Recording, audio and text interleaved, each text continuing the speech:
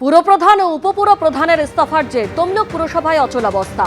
বেতন পাচ্ছেন না তমলুক পুরসভার প্রায় শতাধিক স্থায়ী কর্মীরা। পুরবোর্ডকে শোকজ পুর ও নগরোন্নয়ন দপ্তরে। সাময়িক অচলাবস্থা সৃষ্টি হয়েছে, যেহেতু প্রথমেই চেয়ারম্যান পদত্যাগ করেছে এবং চেয়ারম্যান পদত্যাগের পরে যেমন আইন অনুযায়ী তারপরে ভাইস চেয়ারম্যান মিটিং ডাকবেন, তো সেই হিসেবে ভাইস চেয়ারম্যানও মিটিং ডেকেছিলেন।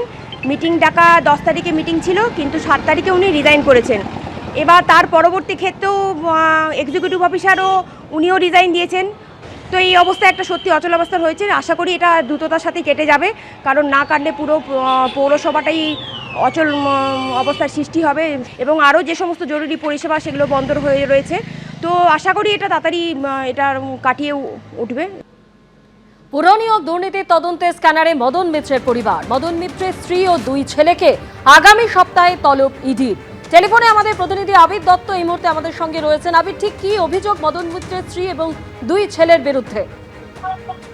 দেখো, তোমাকে জানাবো, পুর নিয়োগ দুর্নীতি মামলায় মদন মিত্র 2 পুত্র এবং পুত্রবধূ, বিশেষ করে 2 পুত্র এবং তার যে স্ত্রী, তাদেরকে কিন্তু ইতিমধ্যে যেটা জানা যাচ্ছে এনফোর্সমেন্ট ডিরেক্টরেট সূত্র থেকে, যে তাদেরকে বলা হয়েছে যে ইডি দপ্তরে আগামী সপ্তাহে হাজির হতে, এবং তাদেরকে নিয়ে আসতে বলা হয়েছে ব্যাংক সংক্রান্ত বেশ কিছু নথি। এবং যেটা জানা যাচ্ছে আগামী 22 এবং 23শে জুলাই সিজিও কমপ্লেক্সে তাদেরকে আসতে বলা হয়েছে। কামারহাটি পুরসভায় বেশ কিছু নিয়োগ, যে নিয়োগের প্রায় যেটা আনুমানিক 125, যেটা ইডি সূত্রে খবর, সেই ক্ষেত্রে তাদের যে নিয়োগ হয়েছিল সেগুলো টাকা বিনিময় এমনটাই এনফোর্সমেন্ট ডিরেক্টরেট মনে করেছে, এবং সেই বিষয়ে তথ্য জানার জন্যই মদন মিত্রর স্ত্রী এবং 2 পুত্রকে আসতে বলা হয়েছে বেশ কিছু নথি নিয়ে।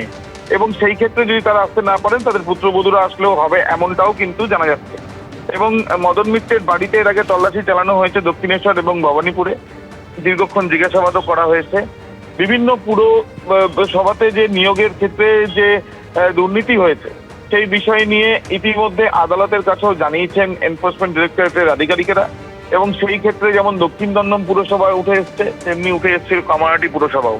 কামারহাটি পুরসভার ক্ষেত্রে কি কি নিয়ম না মেনে এবং টাকার বিনিময়ে এই নিয়োগগুলো হয়েছিল সেগুলো জানার জন্যই, এই তদন্ত প্রক্রিয়া এগিয়ে নিয়ে যাওয়ার জন্যই তাদেরকে আসতে বলা হয়েছে।